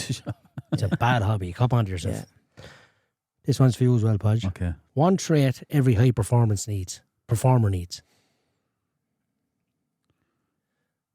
The consistency jumps out to me straight away. A high performer needs to be consistent. In not in the performance. You talk about Mark Timmins. Yeah. For Mark Timmins to be a high performer that he was with Laois, he was so consistent in what he done every day. Yeah. You know, as in his daily habits were classic. As in what he ate. You're talking about him, like, you know, he bought the set of the recovery boots. Yeah. He had the bin out the back, the wheelie bin. He had the jacuzzi. He had the foam rolls. He had everything. He did everything to a T, and that's how he lasted so long. Consistent. Yeah. I would say emotional intelligence as well. High emotional intelligence. Fuck's sake, he's bet me there by a long way, hasn't he? Yeah. I'd say honesty. Yeah. Yeah, I think you have to be honest. Yeah, like if you're a high performer and you haven't performed as good as you can, then you're. Let's be honest here. Yeah, you didn't really go through the hard grind here, did you? Yeah, where does emotional intelligence come into it? Emotional intelligence comes in, like you talk about Rory McIlroy in the Masters, right? And him, do you remember was it on the 18th where he kind of pulled the drive a small bit and then he stitched it again? But no, he hit a brilliant drive and he missed the green with a wedge. That was it, yeah. Oh, so you were there, weren't you? But he was there. He was in Augusta. Were you actually there? Yeah. Right beside the green. Stop, were you? Yes, we're to the door from getting the jacket on him. Stop. Jesus Christ. Every fucking week, every guest there. I didn't bring it up by the way, Podge. Yeah. I'm very jealous of that now. Yeah. But no, emotional intelligence, he knew that he had to regulate himself. So if you look at him before that drive, he pulled himself away from the crowd, like, you know, just like, I'd say he was fit to burst. Like, we were all fit to burst looking at it. Because he was there, right? He was there, yeah. He was there. And he had done so much work with Bob Rotella, isn't it? Bob Rotella, yeah. He's a mindset coach. Yeah, he's a mindset coach. Yeah. Brilliant. How Champions Think is his book as well. But he took himself away. You could see him breathing, regulating himself as much as possible to get the system back to some sort of level. I can imagine what his heart rate was at the time. But you'll never understand what he is, like the 17th green to the 18th tee box. Yeah. You turn out and you turn left and it's about 35 to 40 yards down. And all I can say to it, it's like walking into the top of a pencil. Okay. So if you're walking the top of a pencil, the pencil goes like this. With the crowd? I mean, you're walking down there and it's like, you can only see it from a distance, but it's like he's walking down there and the crowd is coming in and tough. And he's like, I have to hit a good drive. Rosie is after coming through the ranks here, so he is. Yeah. But it was all made about him in the shambo. It was. The shambo felt like he folded like a cheap suit in laundry there. Yeah, you know what I mean? He just folded. He did. Because he started off great, McIlroy didn't. Yeah. But it was, oh my God. Is the release, sorry Papa, is the release in the result of finally getting his hands on it emotional intelligence as well? Well, it probably would have been played forward for that, yeah. Yeah, for definitely. I suppose emotional intelligence, there's kind of a model on emotional intelligence, knowing what triggers you. Yeah. Okay, what could possibly go wrong here now? What will get under my skin? What will happen if it does? Yeah. And how do I want to perform if it does? Yeah. What do I want to do? I think I could be mistaken, but he won 4 majors before that. And he never broke down until this one. Yeah. So there's your emotion. Yeah. Because he knows what I meant to. Yeah. Oh, sure. He would have been the greatest player ever, not that career, to have the Grand Slam. Yeah. Pressure, is it? But even what he said at the very start, what are we going to talk about next year, you know, like it was definitely on his mind, but he had it buried in fairness and regulated. Finish this sentence. Right. Elite performance requires a session with Kieran Lillis. Should have brought the business card. Elite performance requires, I suppose, it is being honest with yourself. An honest assessment of yourself. Yeah. 2 last questions. These come all the time. These are good ones. If you could if you could know the absolute truth to any question, what question would you ask? Jesus. If you could know the absolute truth to any question. If everybody stalls in that one, I, don't I love it. I think it's a great What question. is Yeah. absolute truth to any question? It's a tough one, man. Do you know what? It's totally kind of left field, right? No, it is. But I would love to Oh, the know. question or your answer? no, Your my answer. answer. Oh, My yeah, answer. sorry. Completely left field. But I If you I get love- a wow I from love- Podge, you know it's I good. love Joe Rogan, right? And his Yeah, I love Joe stuff, Rogan, right? yeah. But and I listen to. I love conspiracy theories as well, and I I love want to know what's the story with the pyramids. What was actually? How were they built? Yeah. That is How were they built? That's left field, man. That is left Yeah. field. But I want to know, like, with these bricks or these. Would chunks you of- go in? Sorry, no, to cut across you, right? Because I've been there, Yeah, no, haven't been. right? Oh, here we No, go. no, I haven't. No, I haven't been there. My There's mind Francis Wyman with has a white been flag, there look. as the how they've done, and then I visited a place called Chichen Itza in Mexico. Okay. Right before the pyramids. Yeah. And I'm thinking, how did these lads build this? Yeah. You stand in one place in Chichen Itza, right, and clap your hands.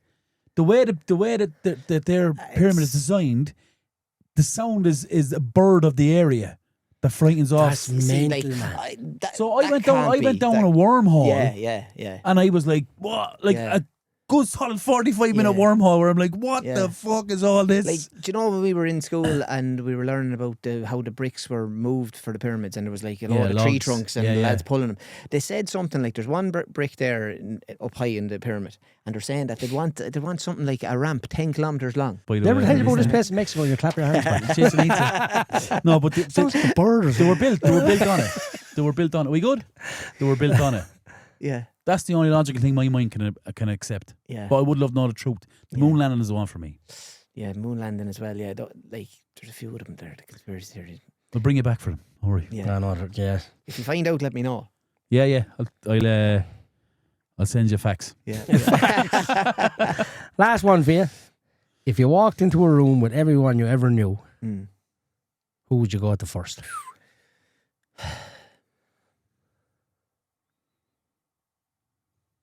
Jesus. I would go to.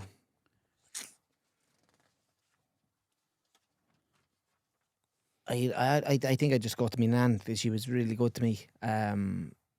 She was like an absolute treasure trove of wisdom and nuggets and all that kind of stuff. Yeah. And like she had a great life. I think she lived in 96 or something like that. Wow. But like, and she was fresh like till the day she died. But yeah, had a big impact on me and yeah, the kind of the lines of work that I've been. I actually was trying to work on a bit of when I talk about that wheel of life, I did an assessment myself, and like one of the things that are low scoring in mine for sure is that kind of spirituality piece or religion piece. Yeah. And she would have been very religious, but I went and I did a psychic, to a medium. Oh, did you do that? Yeah, Go did on. that. I did done that. one myself last year. And she arrived into the room anyway, so it was nice to. It was weird. Like, you know, How would that make it you didn't feel? feel like I met her now or anything like that, but it was kind of weird. I suppose I would have been very skeptical about all that kind of stuff. I'm I was terrified like, to go you to know, one of terrified of bad news, Yeah. all that kind of stuff. Now, in Yeah. fairness, he would Yeah. say that I'm not going to say anything bad to you here, really. Like, you know, Yeah. It's a but mindset. I got a bit of insight out of it, I have to say. Did you? Yeah, I did. Oh, I I saw did. the you might one, but Yeah. it was a mind bet. The one we went to was the one in Arklow. We had to book it 6 months in advance. Mm. It wasn't call up Monday, I'll be there tomorrow. It was Yeah, I need 6 to months. speak to someone like that, yeah. Yeah. Well, I tell you, I got a number of one, and I messaged her, rang her, she didn't get back to me, right? So that was fine. I said, grand, she's just Yeah. maybe busy. Then I got a number of another guy. Same thing. I knew you were looking to call me. I've been expecting your call, text Mr. and phone Lillis. calls. This lad wouldn't answer me as well, and I started panicking then because I'm like, why are two Yeah. readers not getting Yeah, back to yeah. me? Is there Am I in something the way going- I'm like, This is I bad was news, like, man. please just get back to me. And the person who gave me the number for the lad, I said to him, I said, he hasn't texted me back at all. Then she goes and messaged him, and he messaged her back straight away. And I was Go like, away. oh, here. I said, what's going on? Now, thank God he did eventually get back in touch with me, and I did have the session with him. But like Yeah. at the time, I was going, there's something in this that Yeah, I'm reading yeah, too yeah. much into it. There's a bit, Jesus of Christ. weight in this area. Though I think they're interesting. The funny story I have is I went with my wife to it, and we'd never told your one this, so I took off the wedding ring, and so Yeah, did Nick yeah. and all that crack. So because you didn't want to give him any insight. Yeah. So I went in first, done a few bits. She was accurate in a lot of things. Most things, actually, to be fair, she was accurate. People in the room and all that crack. It was a bit bit of a mind fuck for me. I'm unintelligent, so it kind of blew my mind, right? So I left anyway, and my wife went in. Then she came out about half an hour later, and your one couldn't read her. Your mum was like, "I can't read you." Jeez. And I'm thinking, that's fair, honest, isn't it? Yeah. Like she could have said, there was a couple of, she knew she was a teacher, she knew she was married, few little snippets of things, right? But she said, I can't deliver anything. There's no one here for you. No, she said that's not a bad thing. Yeah. Like the whatever's open. Yeah. But no one's come true for you. I was thinking, fuck it. I'd love to go to someone, yeah. The honesty yeah, though no, it's behind good. your one, like your one could have said, oh yeah. They ask you questions on the way in. Like, No, not screening questions. no, Right? nothing. No. Nope. See your hands. They Yeah. wanted to see my hands. And then I went from there. Yeah, and then to do with tarot I'm going to cards, bite the yeah. bullet, I think, yeah. Yeah. Oh, no, I definitely would Yeah. recommend it. And I would have been sceptical of it big time. Yeah, no, that is a I just- spiritual part of the house. I'd love to know, Yeah. but then I'm afraid of what to know. I know. Do you know What what if I she mean? said you're going to be bald by 50? I'd say she's a liar. Well, Never seen a ball tinker. That's all the quick fire questions. lads, just a quick reminder on our website. Take a look out. We have a shop on there. Catch up on all the past episodes. People with us knew we had the Fantastic Five on that crack. www.howwashe.ie. Take a look. You can buy this jersey, right? And that's for you, Kieran. Oh, jeez. Thank you Thanks very a much. million. Appreciate that. Pop us that time. Talk to me. Who's We it? have COO. Oh, title change. Is it, Podge? No, I just got it wrong. For all them Oh, you weeks. got it wrong? Yeah. Okay. Shannon, what's your Osquelga name? Shannon Nick Raymond. Shannon Nick Raymond. Raymond. He really... COO. He is at the Here swallow with the a tea bag, isn't he? curveball, and it's sponsored by Brew.ie, 3Ws, Pop it Hellenbo Brew. 3Ws.ie. Craig is in charge of it. Safest hands in Carlo. Let's rock It's it. your go-to place for website Yeah. design, content I creation, know all this that stuff, crack. Podge. Shannon, what do you have for us this week? Okay. This is a bit of thinking on this one, okay? Seriously, the tea bag is taking the piss. Clean on. Just put down the bottom of the cup, man. There you are. We're in. You good? Sorry, Shannon. Bit of thinking, Podge. We're in trouble, Okay. I'd say. Think of your favourite thing. So it can be a piece of food, it can be a drink, it can be a hobby, something, your absolute favourite thing in the whole world. Ooh. Something that brings you a lot of joy. For example, mine's a can of Coke. Cold, crispy can of Coke, okay? So Okay. just think of it for a second. Think of what it might be for you. Mm, Tell me when you have it. I'm in the food zone here now. Yeah, I'm with you. Okay. But it's not... It's Okay, we'll go snackish. food. We'll Yeah, go food or okay. whatever Yeah. then. Right? You have it. Yeah. What about you, Podge? Do you have yours? If we're on the food topic, I have many. We'll pick one. I don't think I can narrow it down. You're going to have to. Right, I'll narrow it down to a recent one I found. Okay. What is it? Do you know Cadbury's cream egg? Oh, with the bar, with the No, there's a Biscoff egg. oh, Cadbury's Biscoff egg. stunning. Okay. Oh, nice. Now, in my current situation, I'm not great for eating, right? I don't know if you know this, lads. I'm actually 2 stone down over the last couple of weeks. Due Skinny to queen. sickness, not due to trying. But I had one about a week ago Delicious. when I thought it felt good, and it was an absolute taste sensation, my cup of tea. Delicious. Genuinely, at me fittest eating wise, I do 15 of them. Okay. Happy face. And then what's yours? So I love the share bag of sensations, salt and vinegar. Okay. Ooh. Right. So keep No, those in your brain, Yeah, right? They're epic now. That's not the full question. Oh. If it came to light, okay, the scientists are telling you now that you eating those items or me having my crispy cold can of Coke is actually taking years off my life. How many years would you allow it to take? What a fucking question. Well, I did say I put away 15. so, So how many years would you allow? fuck, Shannon, that's good. Isn't that a good question?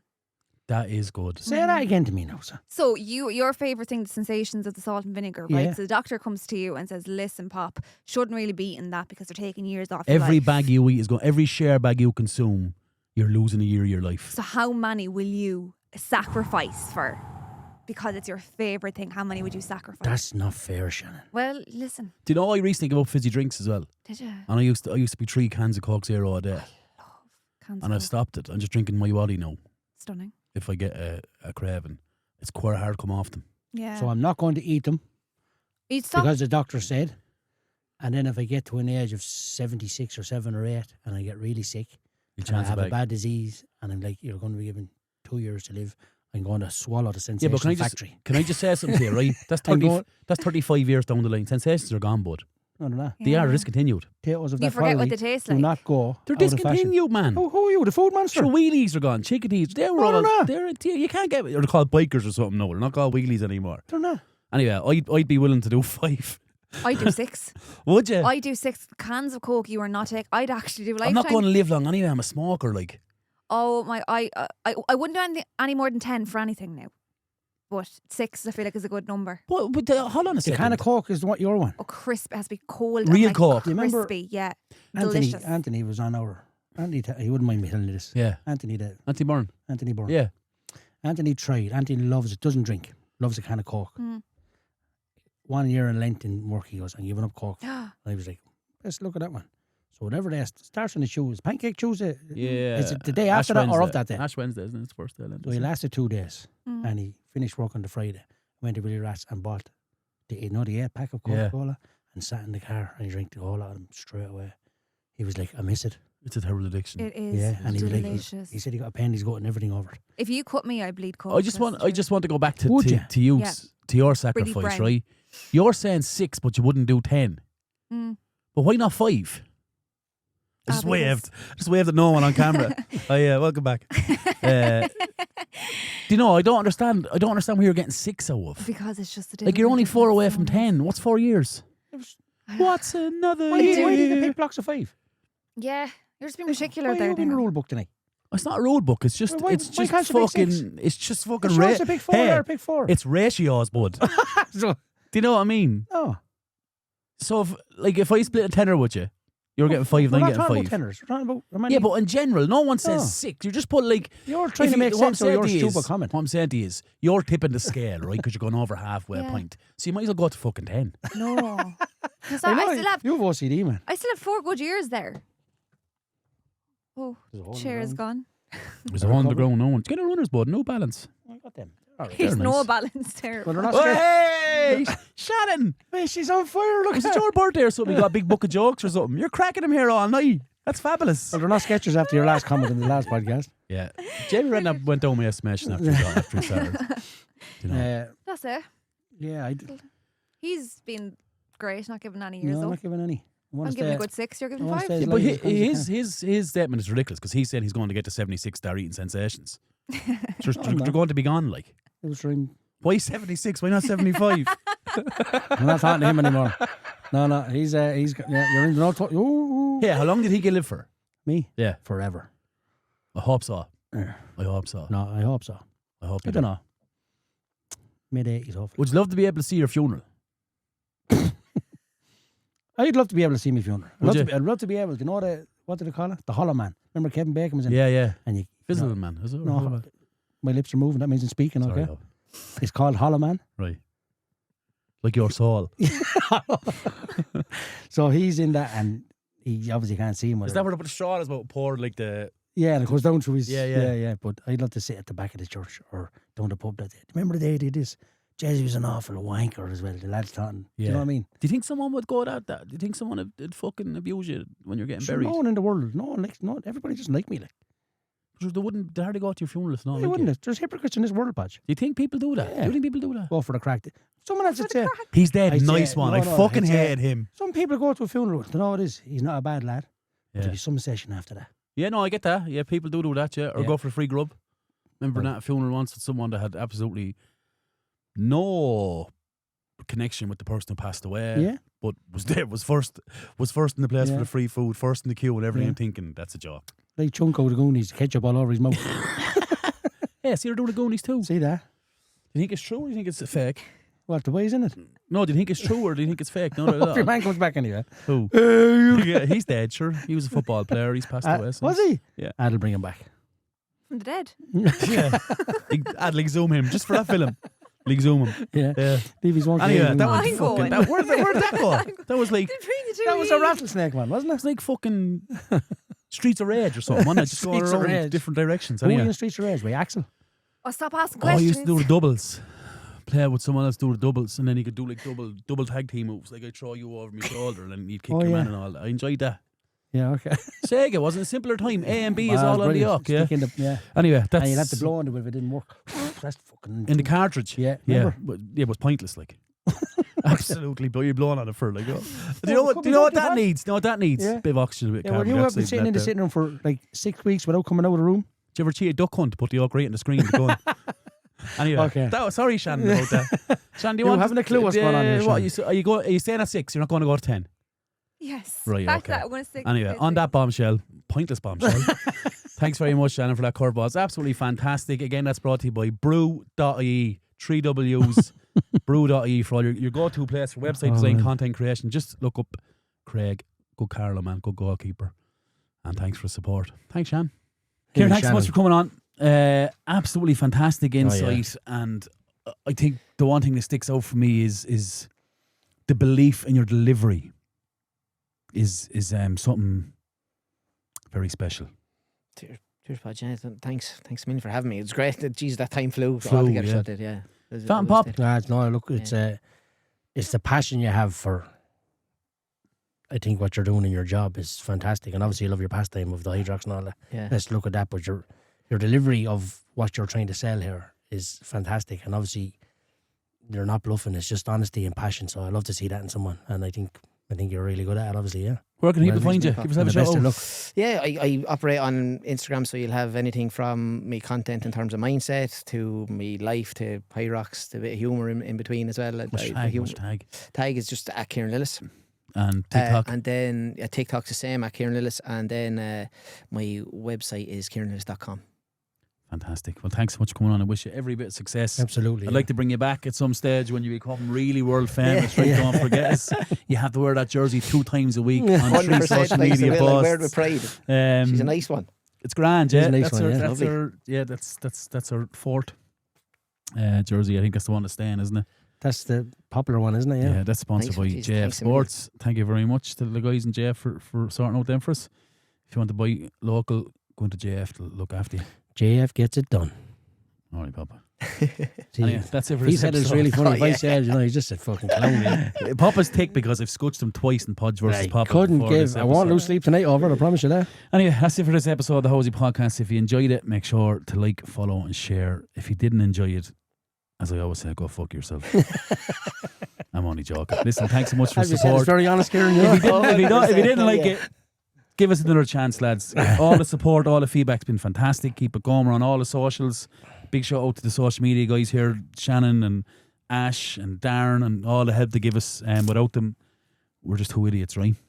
Well, you're one anyway. I know Thanks, that. Bob. Appreciate I'm that. all right. Anyway, as always, that's not my podcast. It's not my podcast. It's Carlo's podcast. It's your podcast. Good luck and God bless. Until Brilliant. next week.